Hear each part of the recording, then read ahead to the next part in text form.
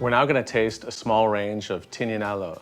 This would be called a vertical tasting because it's various vintages from the same winery. A horizontal tasting is the same year, but different wineries or vineyards.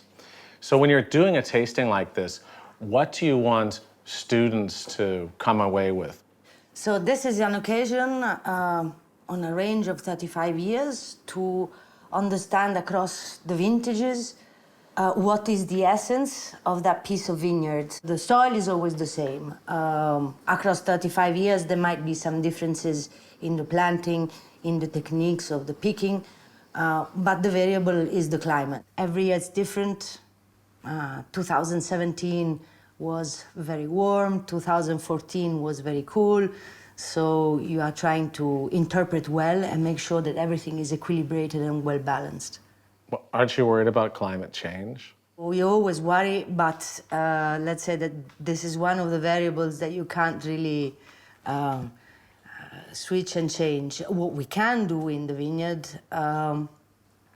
is make sure that you're always ready at the beginning of the season to interpret well the weather. So it's basically about equilibrium. In a wine, you have to find the perfect equilibrium, and you're trying to help nature. If it's a wetter year, you take some bunches off to make sure that the bunches that remain on the vine get to perfect maturation. You might help it a bit with taking the weeds out of the vineyard if there is not enough water. So you can help all to get a good balance that has to reflect at the end in the wine.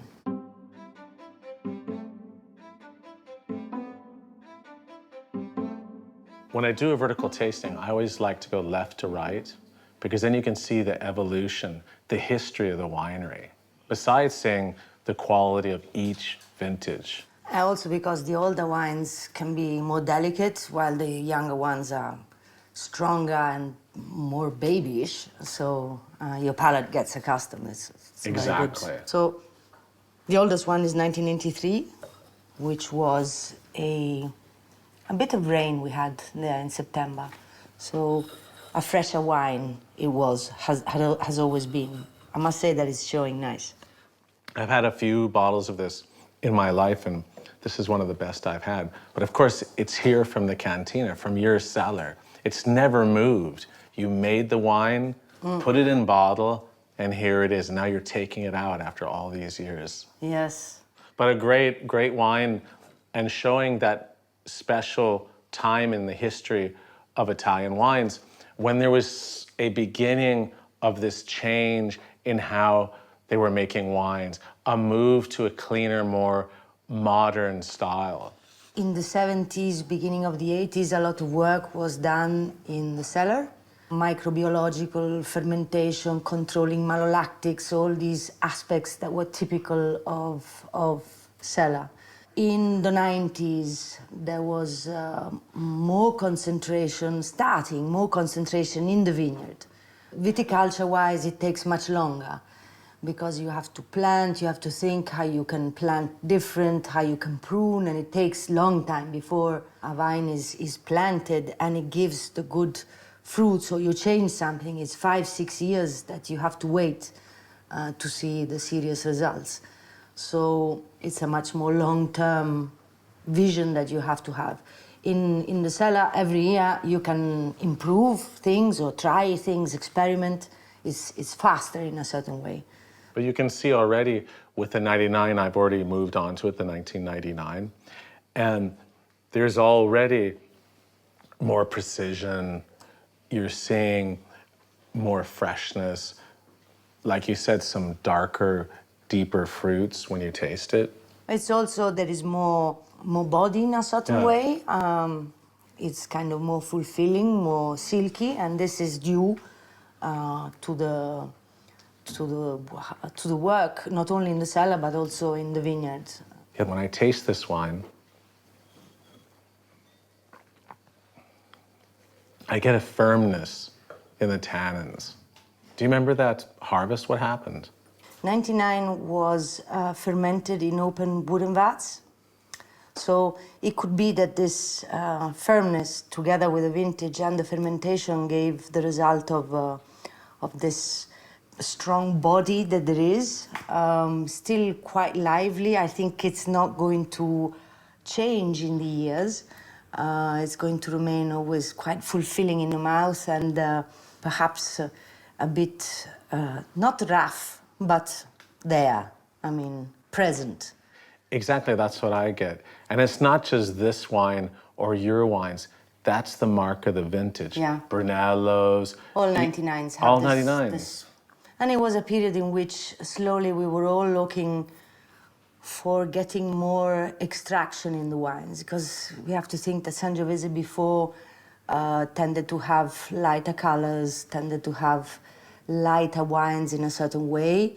And, you know, techniques move and tastes move. They move one way and then they slowly come back. So here there was already a research for a certain kind of extraction. And this was also with these open wooden vats, which then we abandoned after a while. Because in fact they were helping, but they were not quite perfect for the Sangiovese. And Sangiovese is very delicate in that you need to have everything perfectly clean, and in the wood it's difficult to keep them clean after a certain amount of years.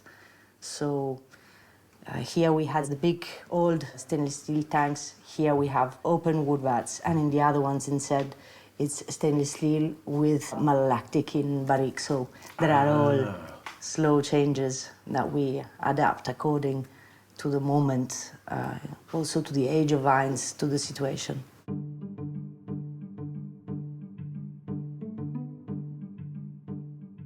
Well, let's taste the 2007 and see how it's different.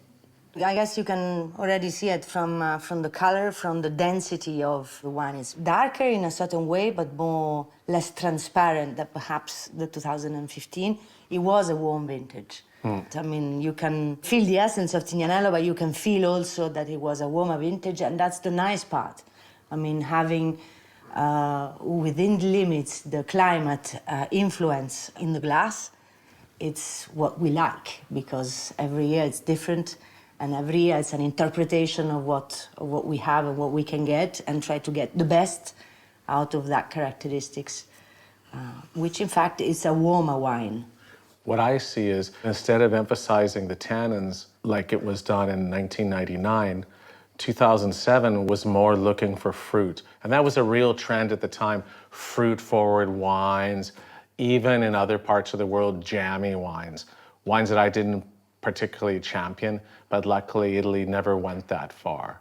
No, I agree. I mean, tastes change. People are changing the way they dress. We are changing the way we like art. We have a lot of information, so we want to go to straighter things, more elegant, more refined in the nice way. Not that the other wines are wrong, because 2007 is a very good example of a Tignanello, but it has that touch of a richer, so more blockbuster, more elegant, more showy in a certain way, more to discover in the other way. And then, like 2007, even if it's a warmer vintage, two things combined, this is what you get: a little bit less acidity, more black fruits, more licorice, a more dense wine. And it's the same place. I mean, nothing changes apart from the owner's taste and the techniques that are used in the vineyards and the climate.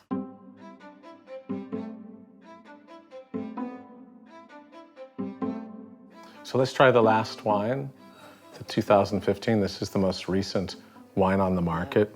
So it's still baby, still baby. Wow. I don't know if I told you, but I rated this 98 points.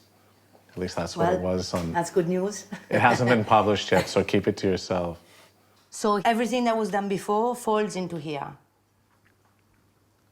So there is an elegance, there is tannins that are sweet, silky, well managed but present, and there is a nose that is not covered with wood, that expresses well both the fruit, the spices, So it's very nice. Very pleased with 15. Yeah. I just love this. It's modern, but also it harkens back to the history of winemaking here in Tuscany.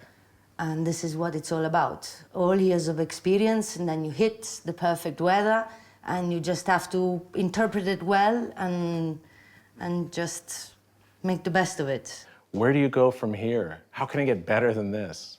I would say that one of the most of the things that we can do and that we can work better inside our general sustainability of managing vineyards is water management.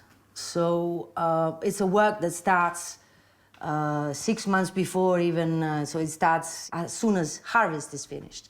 So the idea is, as climate is changing, mostly because it's becoming extreme. So if it rains, it pours with rains. If it's hot, it's just terribly hot. So what we have to do is make sure that the vineyards are well equipped with drainage, that all the rivers are well cleaned in order, if it rains too much, nothing really is going to happen. The water is going to come down the vineyards properly, the river is going to collect them.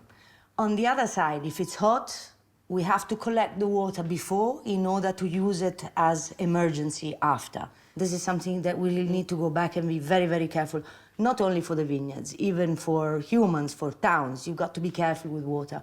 Water is something that is really precious. It's becoming more and more precious, to catch it when there is, to keep it, and to use it when there is not enough. Also because it can do great damages in the fields, in the woods, so it's very important to manage that. I mean, the vine is a fruit tree. So you take the same care for each vine, for each piece of land. It's something that has got to last. I mean, I have children, my sisters have children. They're gonna have to find the piece of land that I've been taking care of in a better condition than what I've found, in a better condition to produce good fruit, and then the rest is interpretation of the generation that will take care of it. But this is every generation's mission.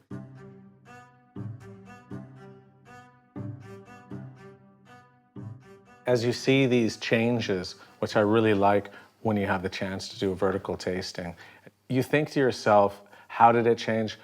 Why did I make the decision to change? Like, what are you thinking now? I think the direction in which the wine world is going in general is moving away a little bit from wines that have a high alcoholic, from wines that are more muscular rather than more elegant.